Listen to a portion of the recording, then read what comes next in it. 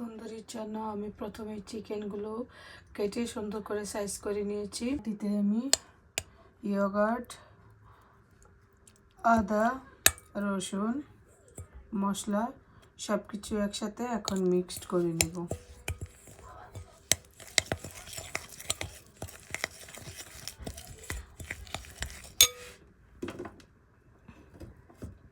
Mixed করার সময় সাথে আমি একটু সরিষার তেলও দিব। সরিষা অ্যান্ড সয়াবিন তেল দুটোই মিক্সড করে নেব। এখন দেখুন কি সুন্দর কালার আসে, সুন্দর একটা পেস্ট হবে। তো এখানে মশলা আমার মিক্সড করা হয়ে গেছে। এখন আমি একটা করে চিকেন দিয়ে দেব। দেখুন মশলার কালারটা কত জুসি হয়েছে, কত টেস্টি হয়েছে, মনে হইতেছে যে অনেক মজা হয়েছে। এখন একটা করে সবগুলো চিকেন দিয়ে মিক্সড করে নেব, ম্যারিনেট করে একদিন রেখে দেব, তারপরে আমি কুক করব।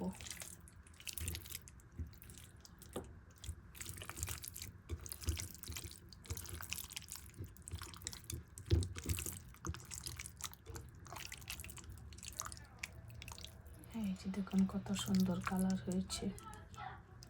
খুব সুন্দর করে চিকেনগুলো ম্যারিনেট করা হয়ে গেল। তো দেখুন কালারটা কত সুন্দর আসছে। তো আমার কাছে তো অনেক সুন্দর লাগতেছে, আপনাদের কাছে কেমন লাগবে সেটা জানি না। তো আপনাদের কাছে ভালো লাগলে অবশ্যই আমি কমেন্ট পাবো, লাইক পাবো, শেয়ার পাবো। তো ওইটাই হয়েছে আমার প্রাপ্তি। তো আপনারা দেখুন, দেখতে থাকুন। তো আমি এটা একদিন ম্যারিনেট করে রেখে দেবো, তারপর আমি কুক করব। তো আমি চিকেন একদিন রেস্টে রাখার পর এখন আমি কুক করব। দেখুন কীভাবে কুক করি। তো এখানে আমি চিকেনগুলো দিয়ে সুন্দর করে কুক করে নেব।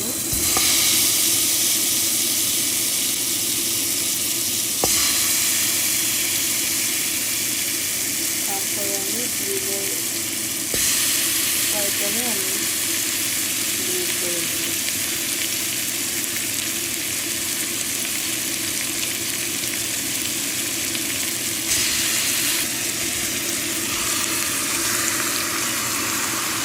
এখন চিকেনটা কুক করব।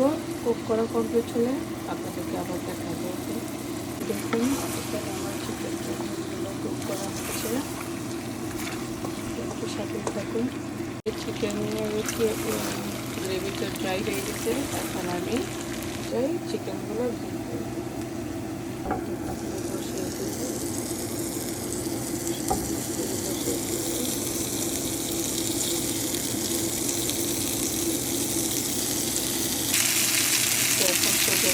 করে দিই।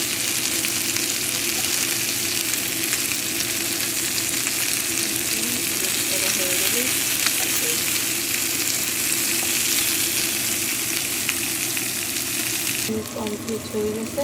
তো আজকে এই পর্যন্তই।